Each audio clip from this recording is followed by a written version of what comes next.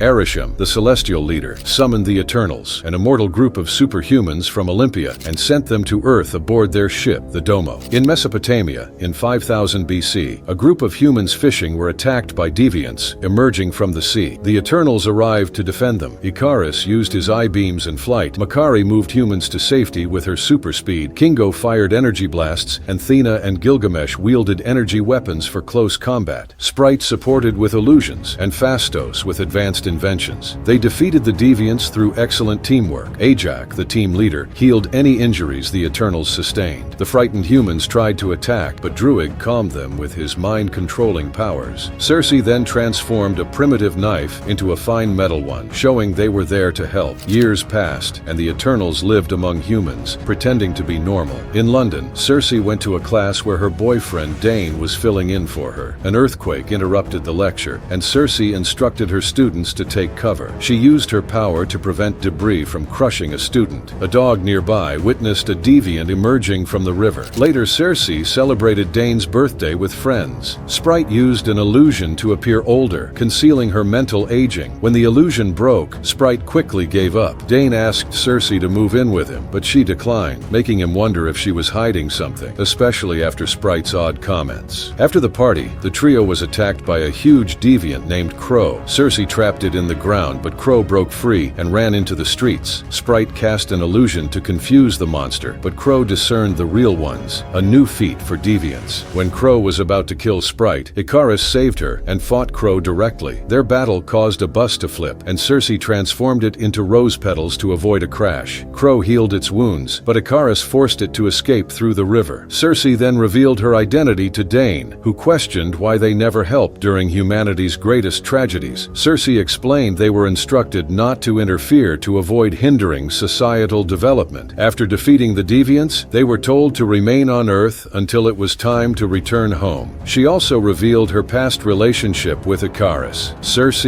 Sprite, and Icarus then decided to reunite the team after connecting the earthquake and the deviant. This brings back memories of 575 BC in Babylon, where humanity was developing under the Eternals' guidance. The Eternals fought the deviants whenever they attacked, displaying perfect synchronization to quickly defeat them. After a particularly intense battle, Ajax used her special power stone to communicate with Arishem. She expressed respect for his grand plan, but was concerned about its implications for humans. Arishem advised her not to get attached and to follow through with the plan. Returning to the lair, Ajax found the Eternals living openly among society. Phastos was developing a steam engine to benefit mankind, and Sprite used her powers to entertain children with stories that came to life through her illusions. Druig enjoys using his mind control to stop fights, but Makari scolds him, reminding him that they aren't supposed to interfere. Meanwhile, Icarus and Circe spend time together, falling in love and confessing their feelings with the beauty of Earth as their witness. Years later, they marry in the Gupta Empire. In the present, Circe, Sprite, and Icarus travel to Ajax's ranch in South Dakota, only to find her dead outside her home. Sprite weeps and uses an illusion to remember her dearly, concluding that Crow killed Ajax by absorbing her powers, which explains its healing ability. When Circe approaches the body to mourn, the stone in Ajax's body, bestowed by the Celestials, emerges and attaches itself to Circe. This causes her to briefly glimpse Arishem saying, "It is almost time," before she loses sight of him. Sprite points out that Ajax has chosen Circe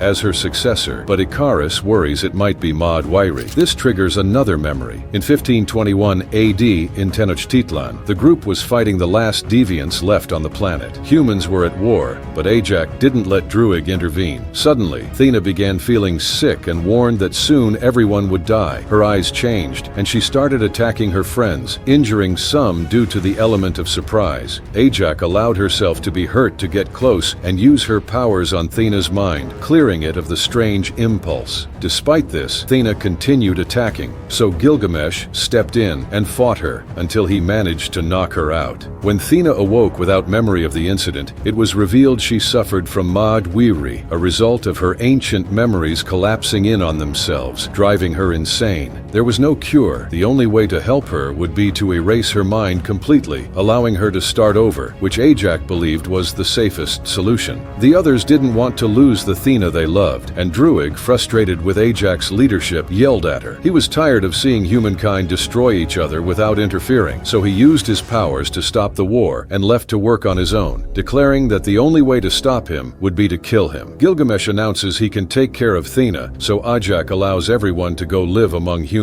With the deviants defeated, they can find their own purpose while waiting for the call to return home. In the present, Cersei, Sprite, and Icarus travel to Mumbai to find Kingo, who is now a famous Bollywood superstar. His valet, Karun, knows his secret and has been working with him for decades. The trio informs Kingo of the situation, and initially he refuses to join, saying he enjoys his current life. However, Karun convinces him to go and be the hero everyone admires, even agreeing to come along to document everything. They take Kingo's private jet to Australia, where Sprite expresses annoyance at Kingo for abandoning her for fame. Kingo explains he became an actor thanks to the inspiration from Sprite's storytelling. In Australia, they follow a trail of deviant bodies to find Thena and Gilgamesh at their house in the countryside. Gilgamesh has become skilled at cooking and taking care of the house, while Thena spends her time making ominous drawings. When she sees them arrive, she has another lapse and tries to attack them, claiming everyone on the planet will soon die. Gilgamesh stops her, and Sprite clears her mind with an illusion that reminds her of who she really is. Cersei looks at Thena's drawings and feels bad because she can't reconnect with Arishem. Gilgamesh gives her a pep talk, reminding her it's more important to listen. Cersei relaxes, which activates the stone and makes her appear in front of Arishem. He tells her that the emergence is happening and explains the true purpose of the Eternals. They were sent to bring forth the birth of the celestial Tiamut. New celestials emerge every few millennia, and they have facilitated this process on other planets before Earth. The celestials come about through intelligent life, which had been halted by the deviants. Now that the Eternals have eradicated the deviants, Arishem says it is time to wipe out all life on Earth to make way for Tiamut. Cersei is horrified by the revelation, but Arishem justifies it by explaining that this is the cycle of creation for their life forms. He elaborates that Olympia never existed, and that she and the other Eternals are creations of the World Forge, artificial beings designed by the Celestials. Cersei cannot remember this because the Eternals have their memories reset after each emergence. Additionally, Arishem created the deviants to maintain the balance between predators and prey, allowing intelligent life to thrive. But he lost control of the deviants, and they became predators themselves. This is why he made it so that Eternals could not evolve as they do. Afterward, Cersei informs the team of what she learned, and they realize Thena's illness is actually their old memories resurfacing and revealing the truth. They are shocked and upset to learn they are artificial, but most resolve to find a way to save the people of Earth. They decide they must find Druig and see if he can use his power to control the mind of Tiamut. The Eternals travel to the Amazon, where Druig is leading a peaceful village. He initially refuses to help, feeling betrayed by the truth of his existence. In the evening, Kingo sympathizes with Sprite, knowing she loves Icarus but cannot act on it due to her childlike appearance. Sprite appreciates the sentiment until she notices Karun recording, causing her to break the camera. Cersei calls Dane to check on him, and Icarus watches with jealousy, prompting Cersei to ask why he left her. Just as Icarus begins to explain, Crow appears and takes him away. More deviants attack the village, and the Eternals immediately spring into action. Cersei fortifies a building to protect the humans, then uses trees to fend off the deviants. Druig controls the humans as a unified army, but Cersei quickly stops him and sends the humans to safety. Kingo charges his beam and kills a deviant by blowing up its head. Icarus fights Crow, who pins him to the ground to absorb his powers. Gilgamesh intervenes, engaging Crow in battle. Meanwhile, Thena loses control and attacks Icarus. Gilgamesh notices and rushes to comfort Thena, calming her down. Icarus then targets a flying deviant, forcing it to land in the village where he eliminates several with his eye-beams. Cersei surprises everyone by transforming a deviant into a tree, a feat she had never accomplished before. Gilgamesh continues to battle Crow, but distracted by watching Thena, is killed by Crow, who then absorbs his powers and becomes more human-like, even speaking English. Crow accuses the Eternals of being murderers, but flees when Ikaris confronts him. Athena rushes to Gilgamesh's side, and he dies in her arms, urging her to always remember. They burn Gilgamesh's body, and Athena scatters his ashes into the river. Druig, understanding that controlling everyone would make him no better than a deviant, agrees to join the mission. However, his power is not strong enough to control a celestial, so they decide to find Phastos. A flashback to 1945 in Hiroshima shows Phastos weeping in the aftermath of the atomic bomb, feeling deep remorse for helping humanity advance technologically only for them to use it for destruction. This event causes him to lose faith in humanity and leave it behind. In the present, the team arrives in Chicago and is surprised to find Phastos living in the suburbs with a husband and a son. After hearing the story, Phastos explains that his husband restored his faith in humanity, but he is reluctant to leave his family for a dangerous mission. However, his husband encourages him to proceed if it means securing a future for their family. The Eternals then travel to Iraq, where they use their powers to free the Domo from its underground hideout. Makari has been living there, only using her speed to venture out for supplies. Phastos devises a plan to link everyone's powers through the Uni-Mind, allowing them to transfer their powers so Druig can mind control Tiamut. Kingo and Sprite express doubts, preferring to follow Ikaris, who is also uncertain. Ikaris admits he is not who Kingo thinks he is. He then recalls a memory from 6 days earlier. Ajak visits Ikaris to inform him that the time for the emergence is imminent, revealing that Ikaris has always known the truth. Ajak believes they shouldn't complete the mission, as humanity and Earth are worth preserving. Ikaris disagrees and takes her to Alaska, where deviants, previously frozen in a glacier, have thawed due to the Earth's core heating up from the impending emergence. He declares his loyalty to Arishem and pushes Ajak into the lake, where Crow absorbs her powers. Ikaris then places Ajak's body at a farmhouse for Circe to find later, and in his grief, he accidentally starts a fire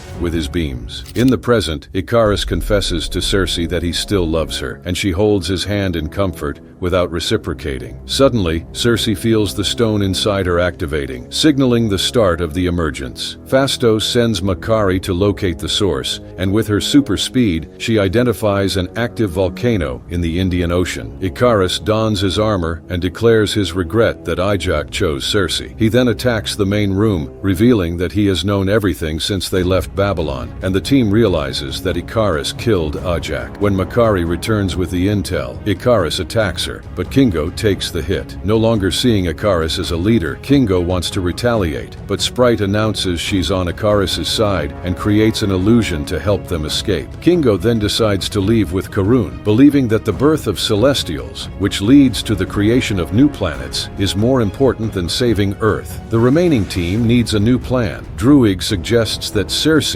who transformed a deviant into a tree, might have untapped potential. However, Circe doubts herself, unsure why Ajak chose her. Athena reassures her that a leader protects their loved ones, and Ajak knew Circe loved humanity deeply. Ready for the fight, Circe allows Phastos to extract the special stone from her body to power the Uni-Mind. The Eternals travel to the volcano. Ikaris orders Sprite to protect the emergence while he attacks the ship. Athena fights Ikaris to distract him, giving the others time to activate the Uni-Mind, which deactivates the volcano. Ikaris stops them, killing Druig with his eye beams and causing the ship to crash. Furious, Makari fiercely battles Ikaris as the volcano erupts. Circe runs up the volcano to intervene, while Athena and Gilgamesh join Makari, but Ikaris is too powerful. Crow arrives and targets Ikaris, but the Eternals attack Crow first. Makari traps Crow in a dirt tornado, and Athena kicks him into a cave. Ikaris uses this distraction to go after Circe, but Phastos traps him. Inside the cave, Crow manipulates Athena using Gilgamesh's voice. As Crow is about to absorb her powers, it quotes Gilgamesh's "Remember," waking Athena, who immediately kills Crow. At the volcano's peak, Circe finds Ajak, but is suddenly stabbed. Ajak is an illusion created by Sprite, jealous of Circe's adult life. Sprite tries to accelerate the emergence, but Druig knocks her out. As Tiamut emerges, Circe stands atop him, trying to use her powers to stop him.